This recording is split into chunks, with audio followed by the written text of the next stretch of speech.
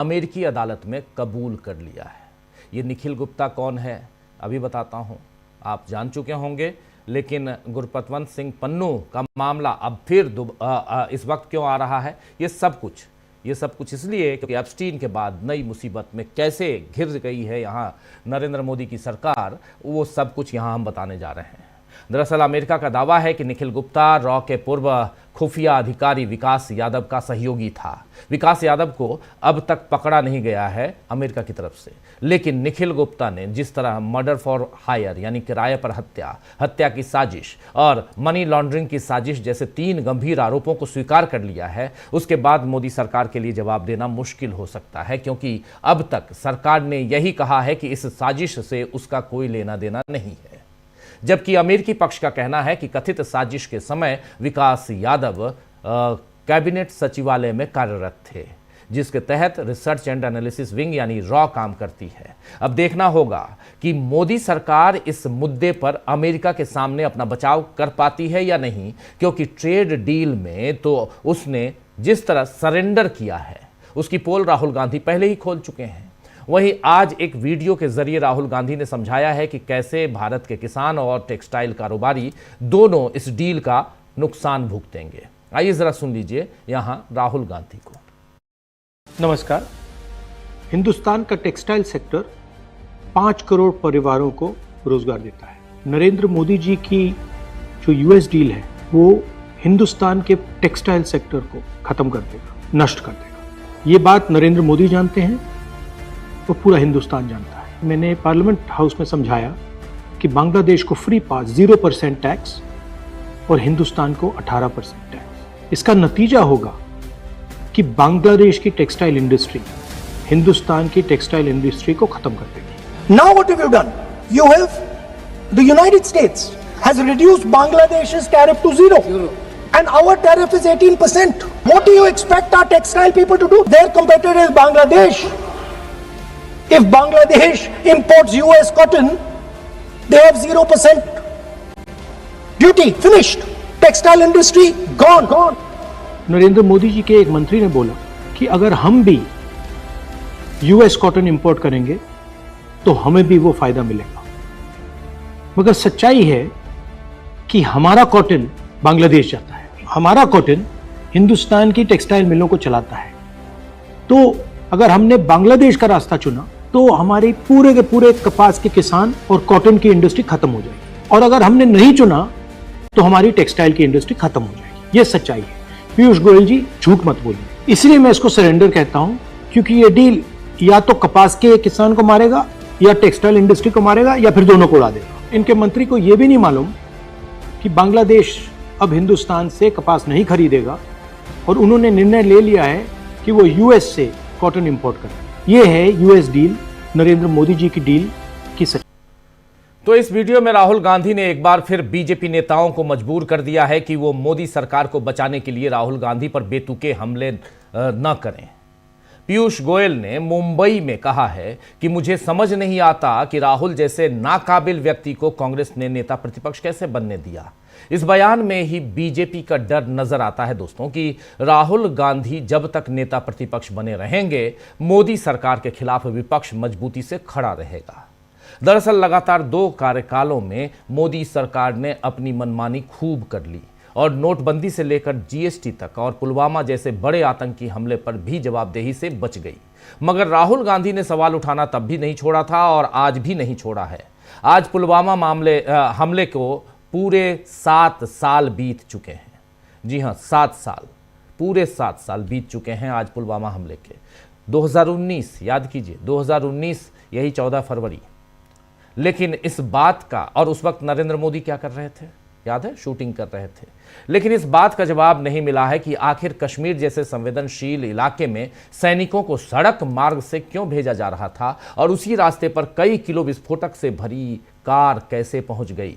इस बारे में दिवंगत सत्यपाल मलिक, जिन्होंने हमारे साथी प्रशांत टंडन जी के साथ कई बार इंटरव्यू में अपनी बातें कही हैं, उन्होंने कई बार मोदी सरकार पर हमला बोला था। और उस वक्त चूंकि उस समय वो जम्मू कश्मीर के राज्यपाल थे, अविभाजित जम्मू कश्मीर जम्मू कश्मीर एक राज्य के तौर पर 370 नहीं हटा था वो जम्मू कश्मीर, और राज्यपाल सत्यपाल मलिक थे, उन्होंने बहुत सारे खुलासे पहली बार अगर पब्लिक डोमेन में सत्यपाल मलिक ने खुलासा किया था तो इसी चैनल पर किया था। इसके बाद तमाम चैनलों ने अपना अलग अलग ढंग से उनसे इंटरव्यू किए, लेकिन पहला इंटरव्यू यही था अपने यहाँ जो प्रशांत जी के साथ उन्होंने दिया था, जिसमें इस पूरे हमले की गाथा उन्होंने खोल कर रख दी थी।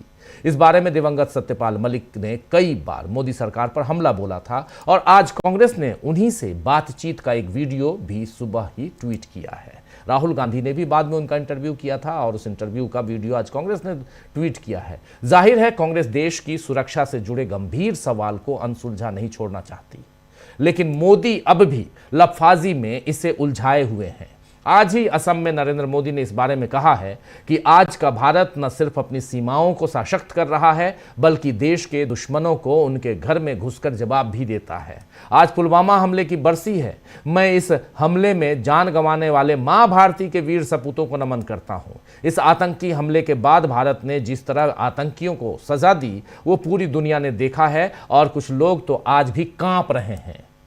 अभी आपने भारत की शक्ति ऑपरेशन सिंदूर में भी देखी है। पुलवामा जरा सुन लेते हैं, चलिए नरेंद्र मोदी जी को थोड़ा टॉलरेट कर लीजिए। आप, मैं जानता हूं आप लोग नहीं सुनना चाहते, लेकिन सुनिए, सुन लीजिए। बहुत इंपॉर्टेंट इसलिए है क्योंकि यहां से यह सवाल पूछा जाएगा कि पता नहीं पुलवामा के दोषियों को नरेंद्र मोदी की सरकार ने कब पकड़ा और कौन सी सजा दी है, ये नहीं पता। अगर नहीं है, हमें नहीं पता है, नरेंद्र मोदी की सरकार बता दे जरूर। लेकिन पहले सुनिए। साथियों, आज देश को सिर्फ एक और इमरजेंसी लैंडिंग स्ट्रिप नहीं मिली है, उनके घर में घुसकर जवाब भी देता है। साथियों, आज ही पुलवामा हमले की बरसी है। मैं इस हमले में जान गंवाने वाले मां भारती के वीर सपूतों को नमन करता। इस आतंकी हमले के बाद भारत ने जिस तरह आतंकियों को सजा दी वो पूरी दुनिया ने देखा है, और कुछ लोग तो आज भी कांप रहे हैं। अभी आपने भारत की ये शक्ति ऑपरेशन सिंदूर में भी देखी है। लेकिन साथियों, मैं आपसे जानना चाहता हूं, क्या कभी कांग्रेस से हम देश हित के लिए इतनी हिम्मत के साथ फैसले करने की ताकत थी क्या? वो कर सकते थे क्या? तो सुना दोस्तों आपने, यहां पर कांग्रेस को घेरने के लिए और उसके अलावा पुलवामा और अपनी पीठ थपथपाने के लिए नरेंद्र मोदी जो कुछ कह रहे हैं उसमें कितना सच्चाई है, कितना सच, कितना झूठ, वो आपके सामने है। अगर यहां पे सवाल ये भी है कि पुलवामा की बात कर रहे हैं नरेंद्र मोदी, तो पकड़ा था अगर उन आतंकियों को, तो इस सवाल का जवाब भी दे देते कि विस्फोटकों से भरी हुई कार कैसे लाई गई, किसकी शह पर लाई गई। खैर, उद्घाटन और शिलान्यास के बहाने असम चुनाव के लिए प्रचार करने नरेंद्र मोदी पहुंचे थे आज, और वहां उन्होंने पिछले 12 सालों से विपक्ष में बैठी कांग्रेस पर जितने हमले किए, उससे जाहिर होता है कि पीएम मोदी के पास मुद्दों की घोर कमी हो गई है, या फिर उन्हें देश के हालात की जानकारी ही नहीं है, जो आज भी वो अपने काम बताने की जगह कांग्रेस पर हमला करके अपनी लकीर बड़ी करना चाहते हैं। तो आइए दोस्तों, आज चर्चा करेंगे कि क्या एप्स्टीन के बाद मोदी सरकार एक नई मुसीबत में फंस गई है, जिससे निकलने का रास्ता न मिला तो फिर सरकार के लिए आगे खतरे ही खतरे हैं। इन तमाम मसलों पर चर्चा करते हैं। हमारे साथ कुछ वरिष्ठ साथी जुड़े हुए हैं, उनसे पहले आपका परिचय करवाता हूं और फिर आगे बढ़ते हैं। देखिए, 5 वरिष्ठ साथी हमारे साथ हैं। हमारे साथ अमलेंदु उपाध्याय जी, हमारे साथ प्रशांत टंडन जी हैं, अंशु नेथानी जी हैं, अनिल कुमार रॉय साहब हैं और प्रेम कुमार जी हैं। आप पांचों का स्वागत है, इस्तकबाल है। स्वागत इस्तकबाल अब तमाम दोस्त साथी शुभचिंतक आप सबका जो अब तक जुड़ चुके हैं उनका भी, जो जुड़ने वाले हैं उनका भी। प्रेम कुमार जी, सबसे पहले आपके पास आता हूँ। प्रेम कुमार जी, कैसे देखा जाए यहाँ पन्नू से लेकर, यानी अमेरिका और राहुल गांधी तो लगातार अमेरिका के साथ ट्रेड डील पे, एप्स्टीन पे, नरवणे साहब की किताब पे, ये 3 बहुत गंभीर मामला है जिस पे लगातार घेरते रहे हैं।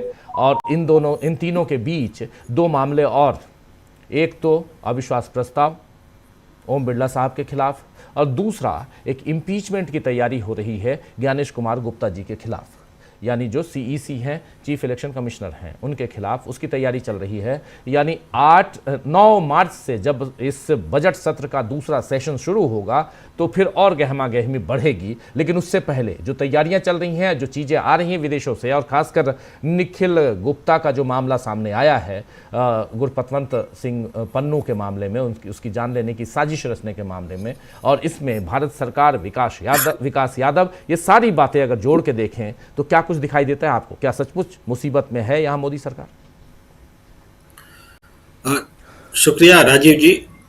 निश्चित रूप से कुछ बातें जो लगातार हम लोग चिन्हित करते रहे हैं, और जिन बातों को राहुल गांधी ने शब्द दिया है वो ग्रिप में लाना, वो ग्रिप में लाने के लिए जो कुछ काम बीते दिनों में होते रहे, उनका एक उदाहरण जो है ये निखिल गुप्ता का केस है, सामने है।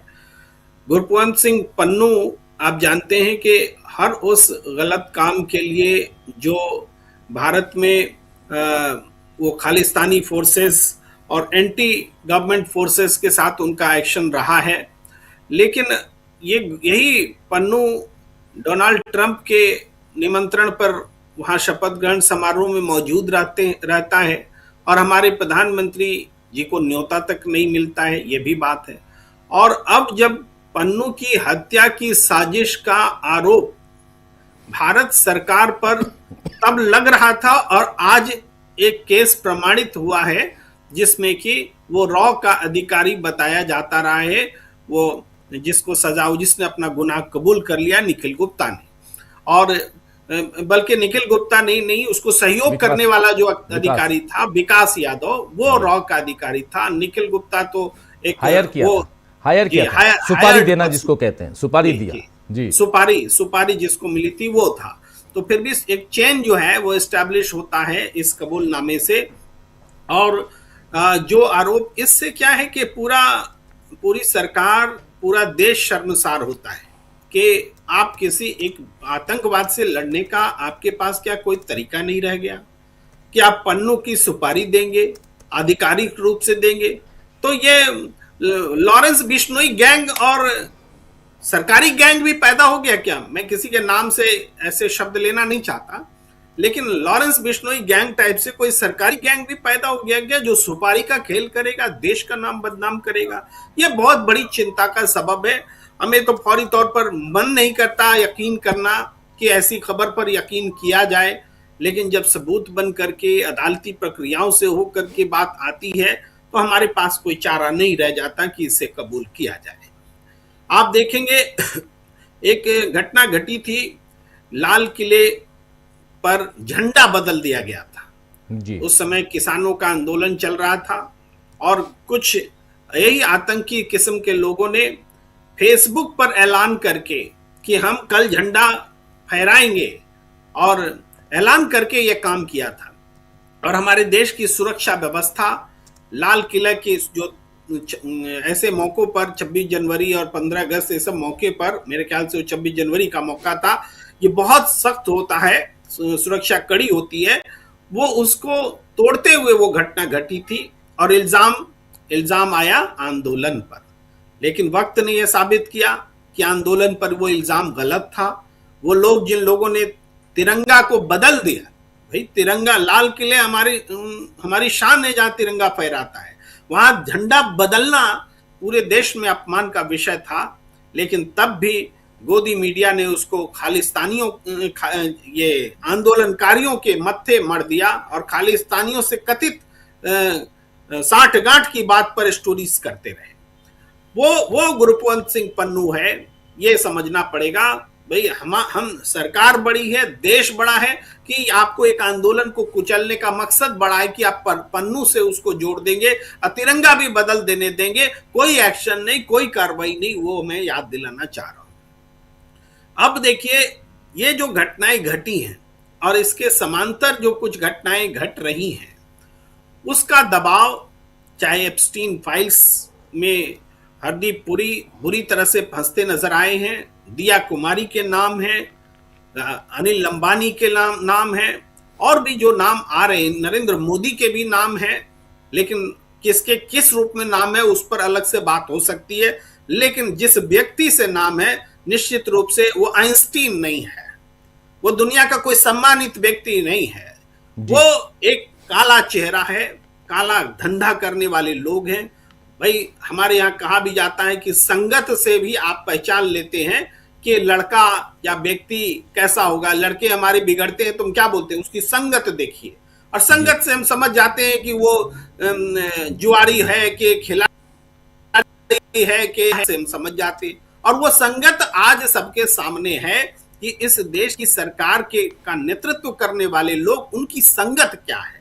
आइंस्टीन नहीं है, उनकी संगत एप्स्टीन है। तो ये साबित हो रहा है। अब इस बीच में जो इस देश में लोकतंत्र को कुचलने के लिए और सत्ता पर कब्जा करने के लिए, चुनाव का मतलब खत्म करने के लिए जो जो हथकंडे अपनाए जाते रहे हैं, चाहे मीडिया के प्रभाव को खत्म कर देना, मीडिया को ही पक्षपातपूर्ण बना देना कि उस पर कोई विश्वास ही न करे, सीबीआई, ईडी, आईटी की विश्वसनीयता को ही खत्म कर देना, ये सारी चीजें हुई हैं। अब इसके बीच में अगर अविश्वास प्रस्ताव ज्ञानेश कुमार के खिलाफ लाने की तैयारी है तो इससे पूरा सिस्टम एक्सपोज होगा। अगर स्पीकर के खिलाफ विशेषाधिकार हनन, मेरे ख्याल से अविश्वास प्रस्ताव ही है जो लाने की तैयारी है, वो जो है उससे भी स्पीकर का जो भेदभावपूर्ण रवैया रहा है वो एक बार फिर चर्चा में आएगा, सरकार के हथकंडे सामने आएंगे। तो इन चीजों से बचने के लिए क्या किया जाए? प्रतिपक्ष के नेता को इस तरह से ग्रिल कर दो, उसकी सदस्यता आजीवन खत्म करने का ऐलान कर दो कि हम आजीवन खत्म करने की कोशिश कर रहे हैं। जबकि अभी टंडन जी से बात हो रही थी तो कह रहे थे कि ऐसा तो कोई प्रावधान ही नहीं है संसद में कि किसी की आजीवन सदस्यता ली जा सकती है। भाई जनता 5 साल के लिए चुनती है तो आप आजीवन कैसे आप किसी को सदस्यता से बाहर कर सकते हैं? बहुत सारे ग्राउंड्स हैं, लिखित हैं, उसको बताने की जरूरत नहीं है। लेकिन किसी को 2 साल, और अगर 2 साल की सजा हो गई तो अगला और 6 साल, इससे ज्यादा की सजा सांसद को नहीं मिलती है। लेकिन राहुल गांधी जिनका अभी कोई अपराध प्रमाणित नहीं हुआ है, उनके बारे में सरकार ने ऐलान कर दिया है कि इनकी संसद की सदस्यता स्थायी रूप से खत्म कर दी जाएगी और चुनाव लड़ने के लिए भी इनको अयोग्य नहीं छोड़ा जाएगा। ऐसा हम प्रस्ताव लेकर आ रहे हैं। केंद्रीय संसदीय मंत्री किरण रिजिजू के कहने का मतलब कम से कम यही है। तो ये क्या है? ये भी एक डराने की कार्रवाई है कि वो सारी चीजें न हो जिसके बरक्स सरकार एक्सपोज होती है, उसके कारनामे एक्सपोज होते हैं, उसका जो गठजोड़ है कैपिटलिज्म के साथ में, कैपिटलिस्ट के साथ में, वो सामने आता है। उसका जो गठजोड़ है काली दुनिया के साथ में, एप्स्टीन वर्ल्ड के साथ में, वो सामने आता है। उससे सरकार डरी हुई है और यही डर राहुल गांधी को डराने का एक उपक्रम बना हुआ दिखता है। जी प्रशांत जी, आपको क्या दिखता है? यहाँ पे 3-4 मुद्दे और लगातार गरमा रहे हैं ये मुद्दे। इन सब के बीच राहुल गांधी अपनी जगह पे हैं, लेकिन बहुत कुछ क्या आपको दिखता है कि आने वाला जो अगला सत्र है, इस सत्र का अगला पार्ट, सेकंड पार्ट, वो बहुत ज़्यादा हंगामेदार रहेगा? लेकिन उससे पहले ये जो मुद्दे हैं ये और गरमाएंगे, जिसमें एप्स्टीन भी है, ट्रेड डील भी है और अब पन्नू भी है। प्रशांत जी। और ये अभी निखिल गुप्ता का मामला है, ये दोनों मामले अमेरिका के साथ संबंधों को एक नए तरीके से एक दबाव का मौका, अमेरिका को दबाव डालने का मौका मिल गया है, एप्स्टीन में भी।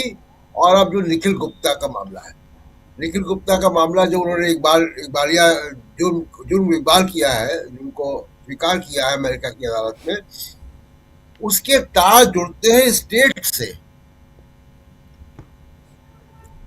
और वो स्टेट का जो इस्तेमाल है वो अपने पॉलिटिकल ओपोनेंट्स को एलिमिनेट करने के लिए आता है।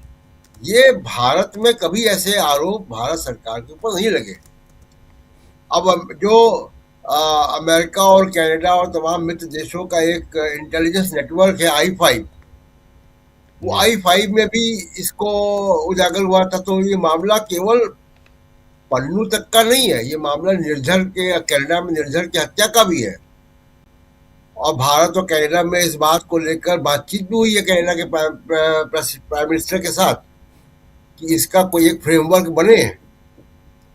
तो ये दोनों बातें ऐसी हैं कि भारत की अंतर्राष्ट्रीय छवि जो है, भारत के डेमोक्रेटिक स्टेट की जो छवि है, वो धूमिल होती है। और ये लगातार जो है, चाहे वो प्रेस फ्रीडम की बात हो या पत्रकारों को जेलों में डाला जा रहा है। कभी सुना है आपने कि किसी डेमोक्रेटिक कंट्री में, किसी लोकतांत्रिक देश में, इंग्लैंड में, ऑस्ट्रेलिया में, अमेरिका में, यूरोप के किसी देश में, कि नेता प्रतिपक्ष के ऊपर जीवन भर चुनाव न लड़ने का प्रस्ताव लाया जाए वहां की पार्लियामेंट में? ये तो केवल और केवल बनाना रिपब्लिक में होता है जी। भारत में तो ऐसा कभी हुआ नहीं, और ना ऐसा कोई कानून है। अभी प्रेम कुमार जी से बात हो रही थी, ऐसा कोई कानून भी नहीं है। लेकिन आप देखिए, किरण रिजिजू जी ओम बिरला से मिले हैं और उन्होंने ये निशिकांत दुबे का जो प्रस्ताव है उसको आगे बढ़ाने की बात की है। ओम बिरला जी के ऊपर खुद अविश्वास का प्रस्ताव है, वो इसमें कैसे फैसला करेंगे नैतिक रूप से, ये भी एक सवाल है।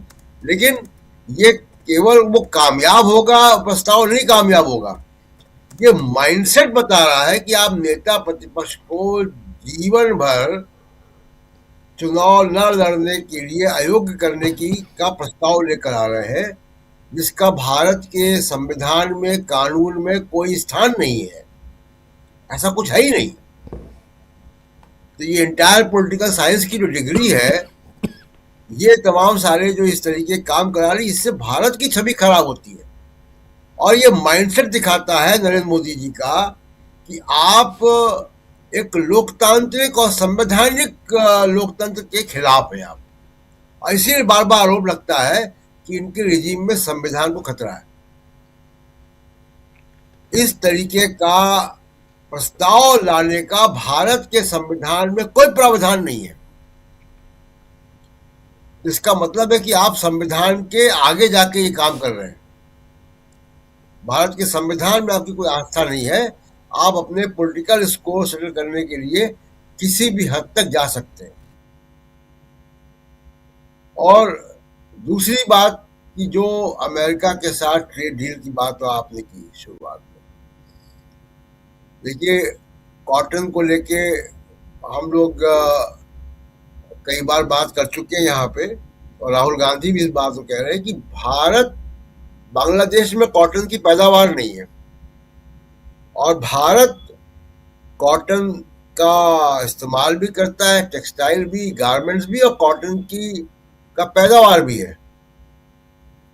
अब वो बांग्लादेश को अगर 0% टैरिफ पे मिलेगा तो जो भारतीय किसानों का जो बाजार है निश्चित तौर पर प्रभावित होगा। और केवल एक कॉटन का ही मामला नहीं है, कई दृष्टिकोण से हम लोग इस पर कई बार विस्तार चर्चा कर चुके हैं कि कंप्लीट सरेंडर आपने नेशनल इंटरेस्ट का किया है। और एक आखिरी बात जो हरदीप पुरी जी को लेकर है, कल भी हम लोगों ने चर्चा की है। हरदीप पुरी गोदी मीडिया के स्टूडियो में बैठ रहे हैं, उनको प्लेटफॉर्म दिया जा रहा है अपनी बात कहने का, और ग्लोरीफाई किया जा रहा है एक रेपिस्ट को बताया जा रहा है कि जी वो पावर ब्रोकर था।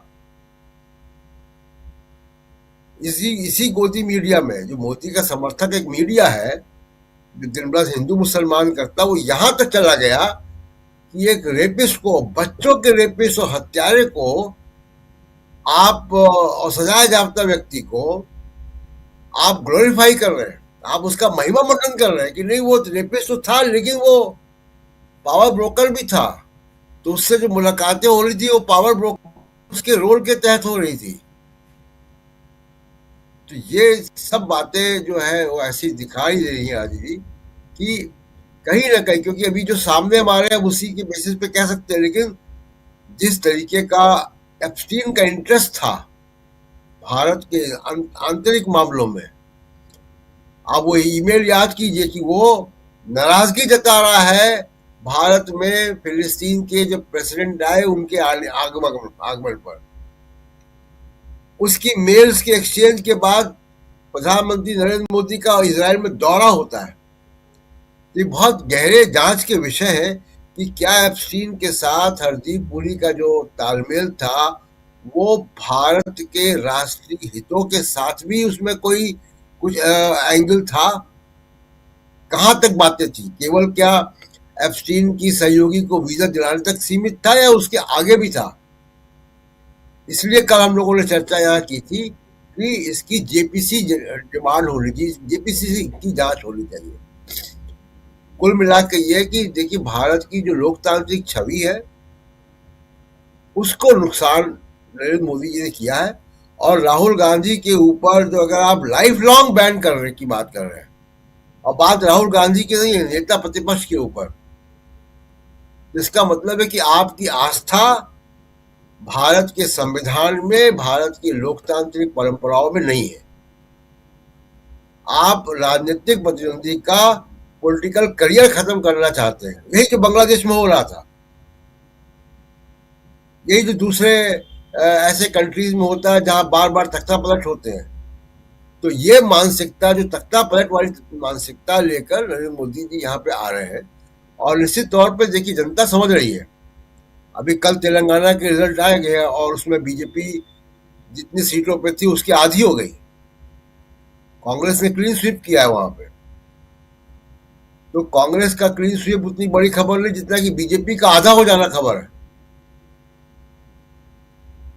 जी राजीव जी, आप कैसे इसको देखती हैं? पूरा प्रकरण आपने देखा, संसद का पहला सत्र जो वो है सेशन है वो बीत गया, लेकिन उसमें कुछ गंभीर मुद्दे आ गए। एप्स्टीन भी है उसमें, बहुत गंभीरता के साथ वहाँ हरदीप पुरी साहब सामने आ गए, एप्स्टीन एक्सपोज हो गए वहाँ पे।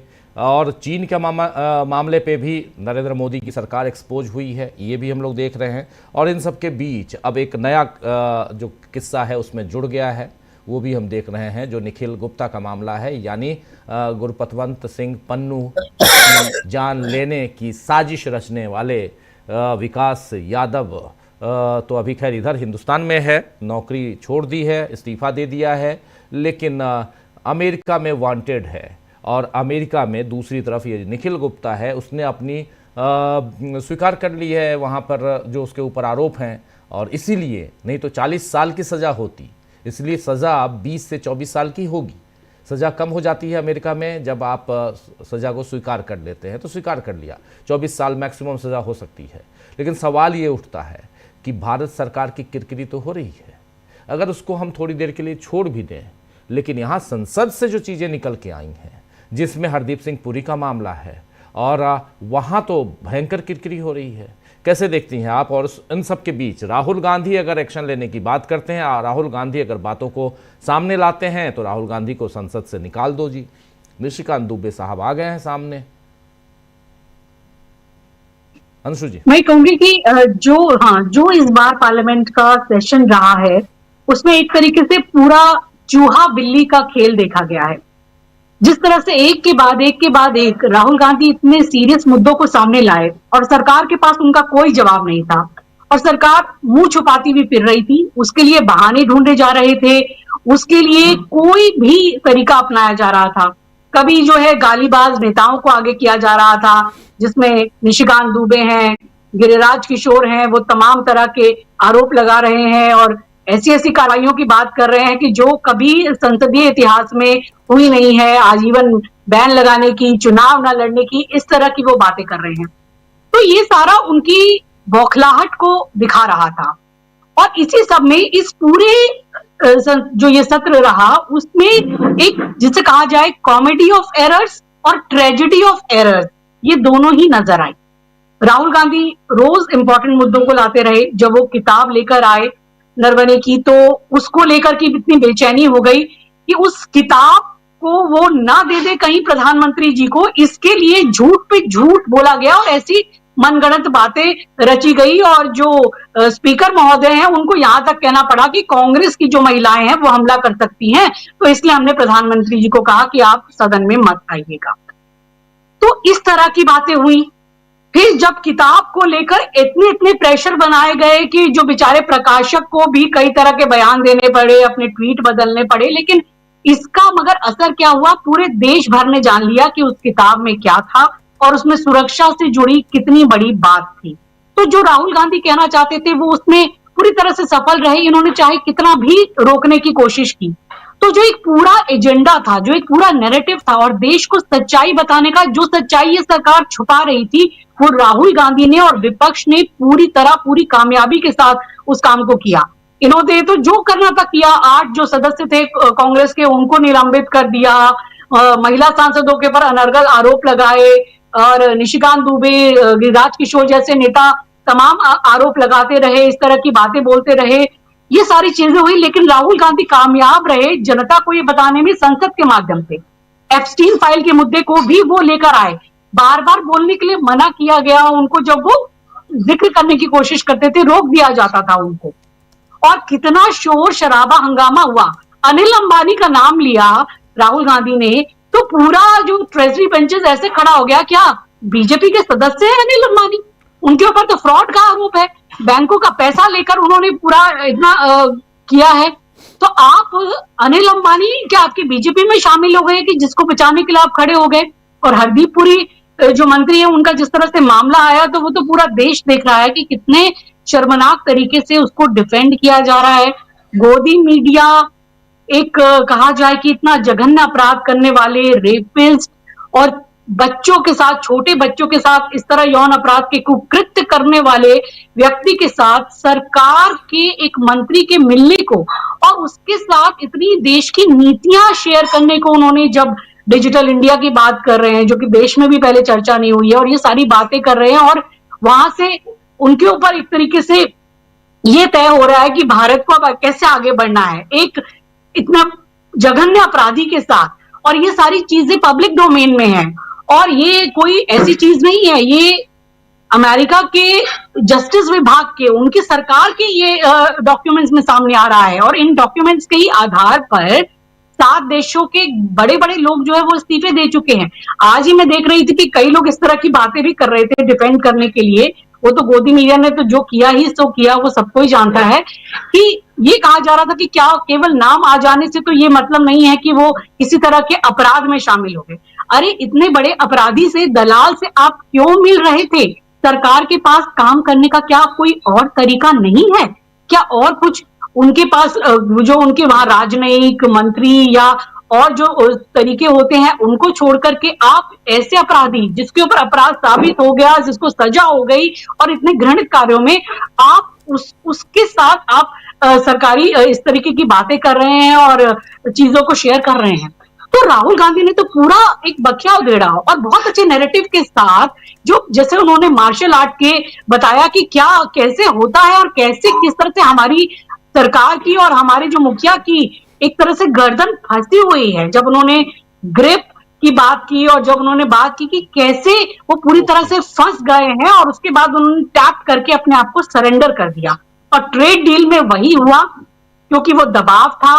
ये सारी चीजों का जो एप्स्टीन फाइल के खुलासे में हो सकता था या बहुत सारी चीजें आ सकती थी और इन्हीं तमाम दबावों के चलते शायद ये ट्रेड डील की गई जिसमें भारत के मतलब तमाम हितों के साथ समझौता किया गया। जो हमारे किसान हैं उनको पूरी तरीके से समझौते के तहत खत्म करने की कोशिश की गई है एक तरीके की। बिल्कुल सही बात उन्होंने ये उठाई कि टेक्सटाइल इंडस्ट्री और कपास के किसान तो अगर ये चीज डील होती है तो पूरी तरह से खत्म हो जाएंगे। आप देखिए बांग्लादेश जो है वो इस डील के तहत 0% टैरिफ पर वो कह रहे कि अमेरिका हम से कपास खरीदे और उनको वो बना के बेचे कपड़े तो 0% टैरिफ लगेगा। और उन्होंने तो निर्णय भी ले लिया है। ये हमारे देश में नहीं बताया जा रहा है, इसको छुपाया जा रहा है। और जब राहुल गांधी ने सवाल उठाया तो उन्होंने ये कहा कि अगर हम उनसे लेते हैं कपास, तो हम 0% पर उनको कपड़े भी दे पाएंगे। यानी अगर हम अमेरिका से कपास लेते हैं तो हमारे किसान क्या करेंगे?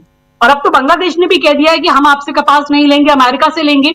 और $बिलियन का ट्रेड होता था, और भी कई तरह के ट्रेड होते थे। हमने बांग्लादेश के साथ ये सारी चीजों को खत्म करके अपने आर्थिक हितों को नुकसान पहुंचाया, अपने किसानों को नुकसान पहुंचाया है।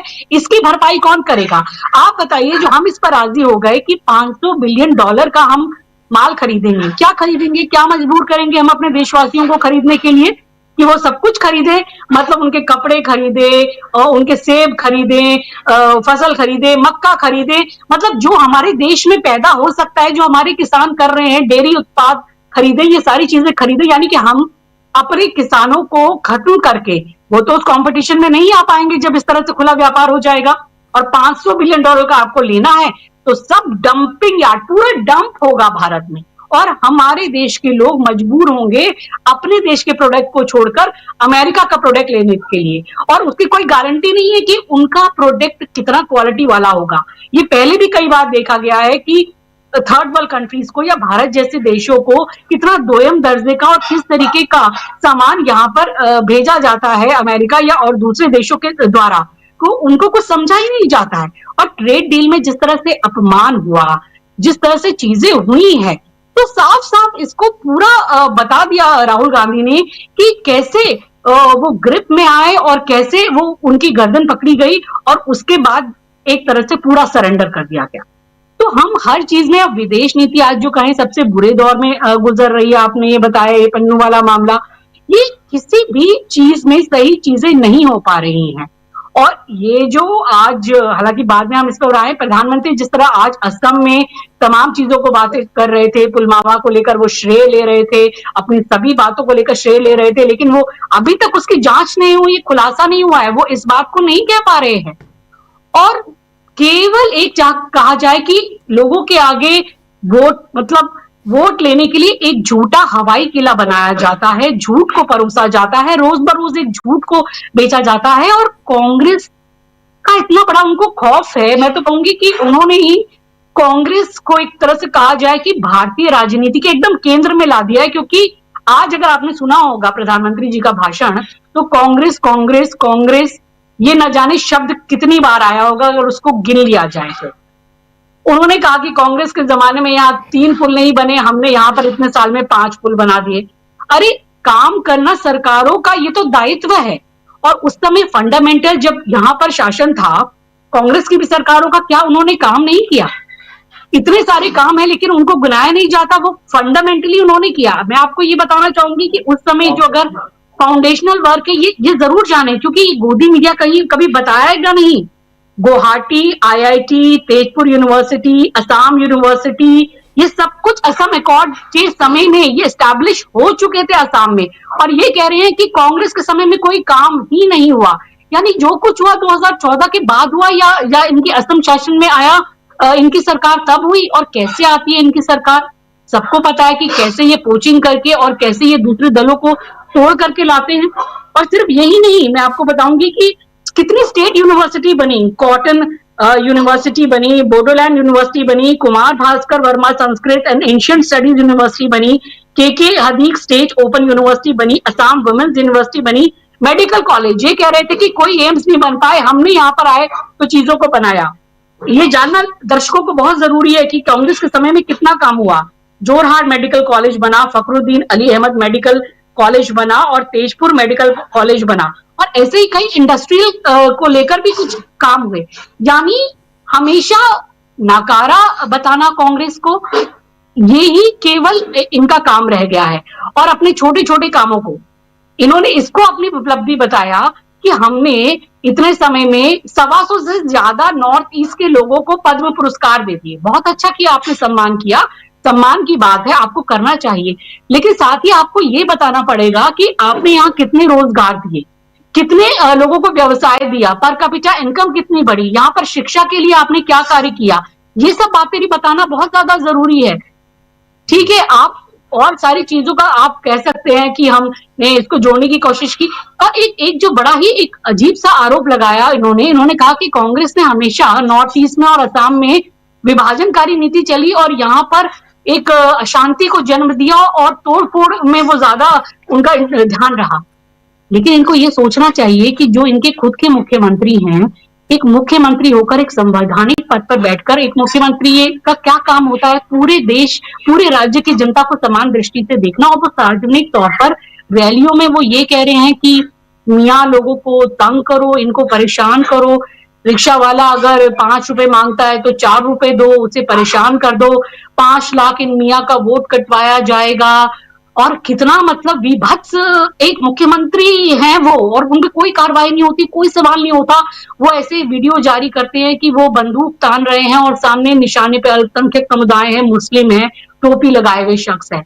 ये तो शर्मनाक है। पूरे इंटरनेशनल एक वर्ल्ड मीडिया में, एक पूरे दुनिया में ये क्या संदेश देते हैं। और आप बात करते हैं कि कांग्रेस ने विभाजनकारी नीति की। कांग्रेस ने तो वहां शांति लाने के बहुत प्रयास किए, वहां पर बहुत विकास किया और वो फंडामेंटल एक बेस बनाकर दिया। आपने 10 साल में क्या किया, आप उसको बताइए। आप कांग्रेस की यहाँ पे जातमाला मत कीजिए, लेकिन क्या करें, वो उसी से ऑक्सीजन लेते हैं। अगर वो कांग्रेस का नाम नहीं लेंगे तो उन्हें पता है कि उनको ऑक्सीजन प्राप्त नहीं होगी जिससे उनकी राजनीति चलती है। तो कांग्रेस को कोसने से ही ये राजनीति चल रही है। लेकिन देश ये जानना चाहता है आपके 12 सालों में क्या हुआ, आपके 10 सालों के शासन में क्या हुआ। तो इस तरह से बरगलाइए मत और सही मुद्दों को, सही बातों को सामने लाइए, जवाब दीजिए, भागिए मत, संसद से मत भागिए और इन मुद्दों से मत भागिए। क्योंकि राहुल गांधी तो जाहिर तौर पर इन सभी मुद्दों को ले आए हैं और पूरी तरीके से हमने देखा कि कैसे जो है वो उनके मंत्री थे अश्विनी वैष्णव और दूसरे मंत्री जब वो बात कर रहे थे राहुल गांधी को लेकर के प्रेस के सामने अजीब तरीके के नाप शनाप बातें कर रहे थे, उन्होंने कहा आइए सामने ही बात कर लेते हैं। और वो किस तरह से मुंह छुपा के भागते फिरे, यानी कि जो थे प्रहलाद जोशी और ये अश्विनी वैष्णव, तो हिम्मत नहीं है उनके पास। राहुल गांधी तो कहते हैं कि मैं तो किसी भी फोरम पे डिबेट करने के लिए तैयार हूं, आप आइए। क्योंकि वो तथ्यों के साथ, फैक्ट्स के साथ, फिगर्स के साथ वो बात करते हैं कि आप ट्रेड डील के तहत देश के हितों को कितना बड़ा नुकसान पहुंचा रहे हैं।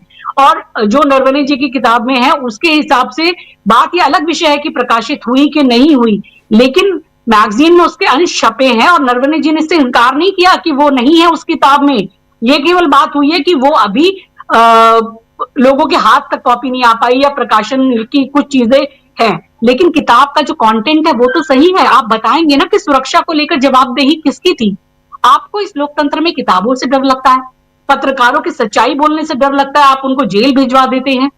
आप जब एप्स्टीन फाइल जैसे घृणित जो है उनके फाइल्स में आपके मंत्रियों का और आप लोगों का नाम आता है तो उनको डिफेंड किया जाता है, कोई जवाबदेही तय नहीं होती।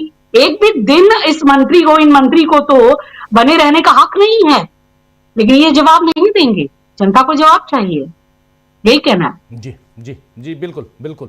अनिल कुमार रॉय साहब, जरा आपसे समझना चाहता हूं कि ये मुद्दे, जिन मुद्दों को इस पहले सेशन में राहुल गांधी, बजट सेशन के पहले पड़ाव में राहुल गांधी लेकर आए हैं, वो मुद्दे कहां तक जा सकते हैं और इन सब के बीच राहुल गांधी को ही बाहर निकालने की जो तैयारी चल रही है, कितनी उसमें सफलता मिल सकती है विपक्ष को, सत्ता पक्ष को?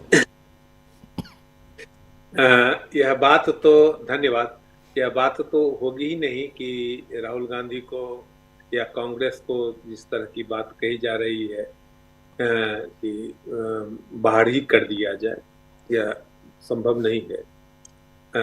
उसके कई सारे कारण हैं, लेकिन सत्ता में आने के बाद के समय से ही या उसके पहले से ही कांग्रेस लगातार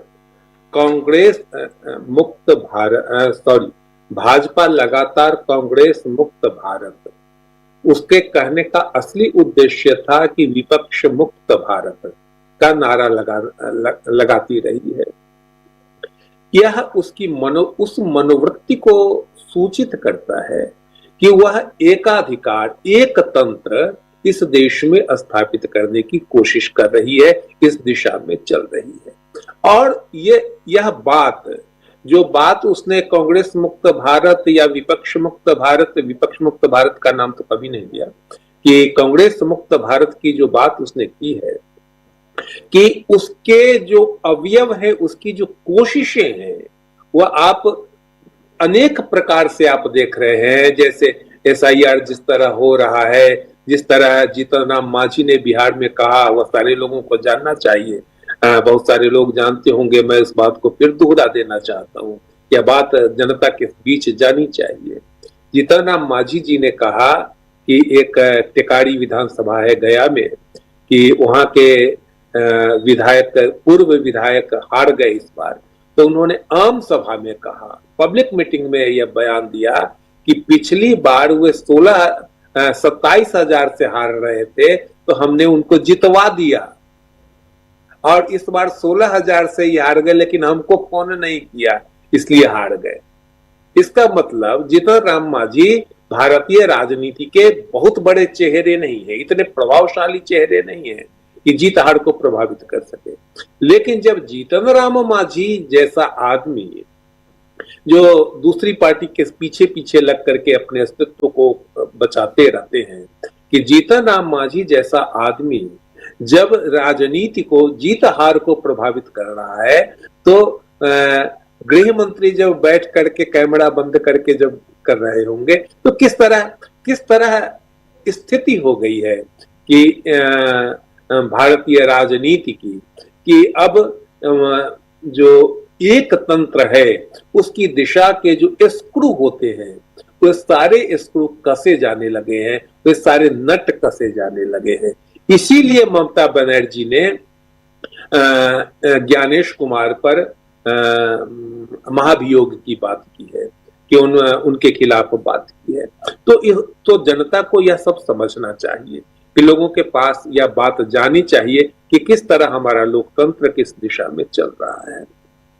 दूसरी बात कि लगातार हाल के दिनों का मतलब यह है कि संसद सत्र के दिनों में, इसके पहले की भी ढेर सारी घटनाएं हैं कि लगातार कि ट्रेड डील का मामला, एपस्टीन का फाइल का मामला, पन्नू का मामला वगैरह वगैरह लगातार चल रहा है। ये सारे मामले इस दिशा में सूचित कर रहे हैं, इस दिशा में इंगित कर रहे हैं कि यह सरकार लगातार असफल हो रही है, लगातार भ्रष्टाचार में डूबी हुई है, लगातार इसके पांव गंदे हो रहे हैं।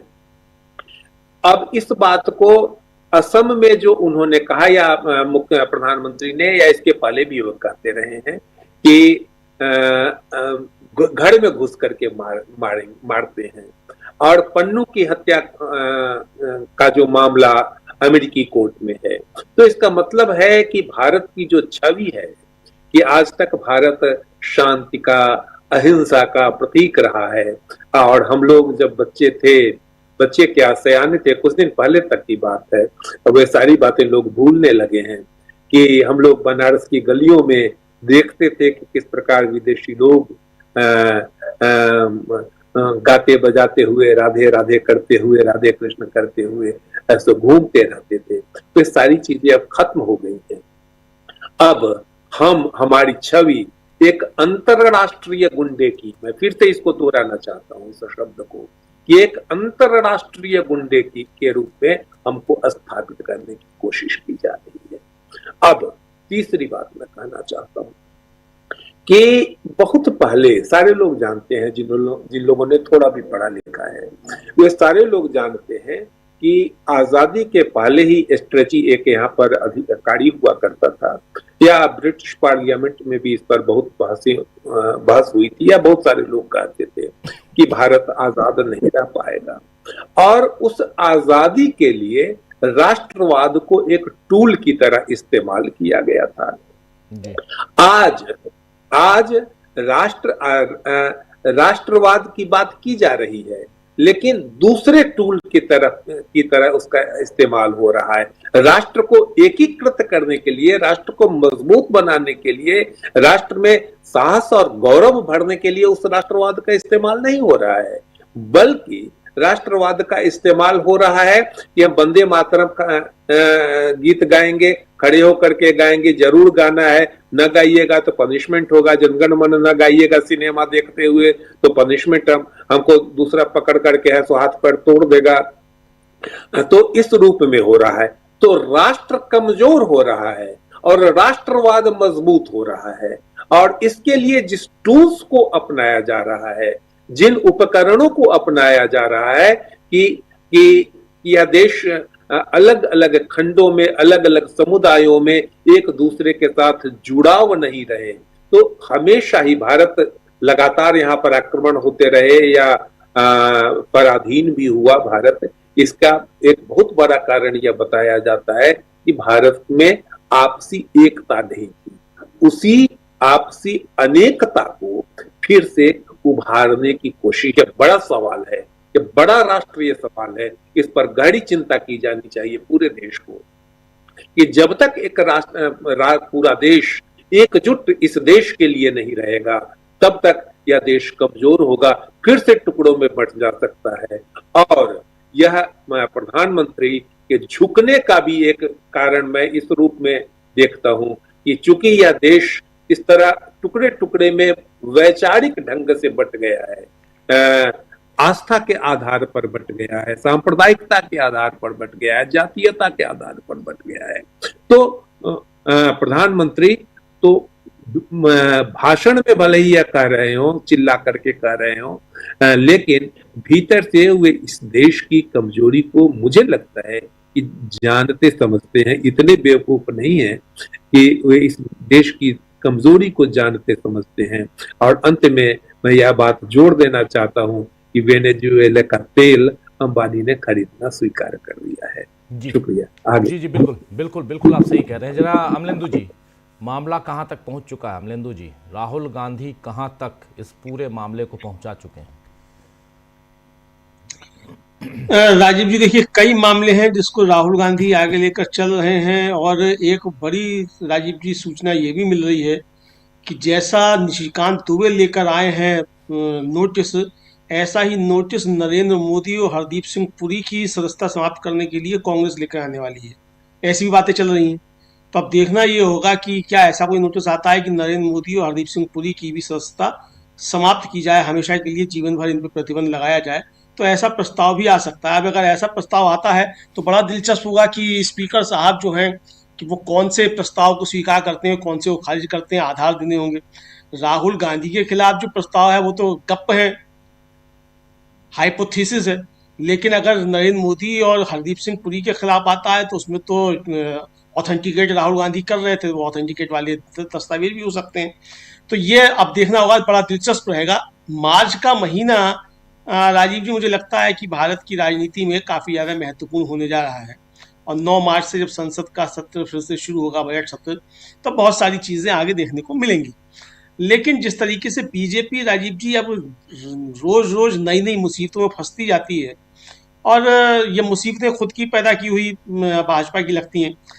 देखिए राजीव जी, ऐसा है कि ये जो मामला आया है जिसका आपने जिक्र किया, निखिल गुप्ता वाला, इस तरीके के मामले ऐसा नहीं है कि पहले नहीं होते थे, पहले भी होते रहे हैं, और लेकिन वो जिस तरीके से अंजाम दिए जाते थे, बहुत खूबसूरती के साथ अंजाम दिए जाते थे, और हमारे जो संबंध होते थे दूसरे देशों के साथ, उन पर इसका कोई असर नहीं पड़ता था।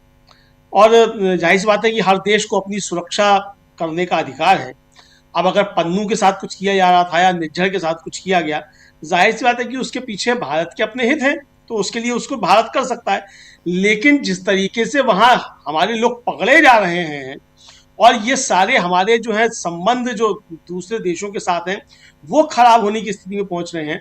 अब अगर विकास यादव का नाम राजीव जी वहाँ आ जाता है, और जो निखिल गुप्ता है वो सरकारी गवाह बन जाता है, या वो एक तरह से कहा जाए अपना गुनाह कबूल कर लेता है, तो ये कितनी ज़्यादा शर्मिंदगी वाली बात भारत सरकार के लिए होगी। इसकी तरफ जो है ध्यान देना आवश्यक है, और इसके कितने बुरे असर जो हैं वो अमेरिका के साथ संबंधों पर पड़ेंगे, जो कि पहले ही संबंध खराब हो चुके हैं। भाई ट्रंप अगर धमकी दे रहा है कि मैं जो हूँ पॉलिटिकल कैरियर ख़त्म कर सकता हूँ लेकिन करूँगा नहीं, तो क्या उस पॉलिटिकल कैरियर ख़त्म करने के मामले में ये निखिल गुप्ता का मामला भी शामिल है क्या, एपस्टीन फाइल्स के अलावा? ये भी हो सकता है। तो ट्रंप इतनी जोर देकर कह रहा है, तो इसके पीछे क्या क्या है, अब इसमें किस किस के नाम आ सकते हैं। अब रॉब्स के अफसर, अब तो ये राजीव जी की वो निखिल गुप्ता वहां जाके जाने क्या क्या बयान देगा, और जो जो बयान देगा वो तो सब स्वीकार किए जाएंगे। अब ऐसा तो है नहीं कि वो दिल्ली पुलिस की कस्टडी में होगा निखिल गुप्ता, कि दिल्ली पुलिस जो चाहे कहलवा ले, है ना। कहलवाना तो अब वहाँ FBI को है, अमेरिका की पुलिस कहलवाएगी जो कहलवाना है, वो कहेगा जो भी कहना है। और यहाँ तो यह बड़ी खुशी मनाई जा रही थी, वो काश पटेल साहब जो है वहाँ बन गए हैं, FBI के प्रमुख बन गए हैं। तो वो काश पटेल साहब मदद क्यों नहीं कर रहे हैं भाई? गुजराती बंधु जो हैं, मोटा भाई अगर वहाँ बन गए हैं FBI के चीफ, तो उन्होंने मदद क्यों नहीं की यहाँ की? तो राजीव जी, ये कुल मिलाकर जिस तरीके से हमारी विदेश नीति फेल हो रही है और गला पड़ने को जिस तरीके से विदेश नीति समझ लिया गया, उसकी सारी परतें जो है उधड़ रही हैं। और राजीव जी, अगर ये मामला आगे बढ़ता है तो इसका संबंध सिर्फ अमेरिका के साथ संबंधों पर खराब होने पर नहीं पड़ेगा। जैसा कि प्रशांत जी ने कहा कि वो I5 जो है उसके देश जो है उनके साथ भी संबंध खराब होंगे, और ये मामला खुला ही I5 के जरिए था, वहीं से ये बात निकल कर सामने आई। तो इसका मतलब कि उन देशों के साथ भी संबंध खराब होंगे, उनके साथ संबंध खराब होंगे तो हमारे जो पड़ोसी और देश हैं उनके साथ तुम्हारे वैसे ही संबंध खराब होते चले जा रहे हैं। बाकी देशों के साथ भी संबंध जो है वो हमें शक की निगाह से देखा जाने लगेगा कि भाई ये इनके साथ दोस्ती करो, ये आके गले पड़ते हैं और उसके बाद यहाँ पे आकर कोई निखिल गुप्ता और विकास यादव चिपका देते हैं। तो इसके कितने दूरगामी परिणाम होंगे, इसकी तरफ ध्यान देना बहुत ज्यादा आवश्यक है। एपस्टीन का मामला जो है राजीव जी, वो जब सुलझेगा तब सुलझेगा। 30 लाख फाइलें आ चुकी हैं, उसके बाद और 30 लाख फाइलें आनी है, उसमें किस किस के नाम होंगे वो आता रहेगा। लंबी प्रक्रिया है और लंबा चलेगा। लेकिन ये मामला जो है, ये तो मुझे लगता है जल्दी जो है सुलझने की तरफ बढ़ेगा। तो एक नई मुसीबत में मोदी सरकार जिस तरीके से घिरी हुई दिखाई पड़ती है। अब मोदी जी तो ठीक है, अपना जब चाहे झोला लेकर निकल सकते हैं, लेकिन भारत का काहे नुकसान कराते हैं भाई? आपको जो करना करो, आप प्रधानमंत्री की हैसियत से मत करो, आपको जो भी अपने संबंध निभाने हैं, किसी दोस्त का फायदा करना है करो, लेकिन भारत का नुकसान क्यों करते हैं? तो ये राजीव जी बड़े सवाल हैं। मुझे लगता है कि जो मैंने कहा कि सूचनाएं जो मिल रही हैं, मोदी जी के खिलाफ भी इसी तरीके का प्रस्ताव और हरदीप सिंह पुरी के खिलाफ भी प्रस्ताव आ सकता है। तब देखा जाएगा ये कितना दिलचस्प जो है संसद का नजारा होगा। जी, प्रेम कुमार जी, क्या लगता है आपको जो बड़ी खबर बता रहे हैं यहाँ अमलिंदु जी, ऐसा हो सकता है क्या प्रधानमंत्री के खिलाफ सब्सटेंटिव मोशन? प्रशांत जी, अगर आपको पता हो, आप प्रेम कुमार जी को कोई भी बोलिए।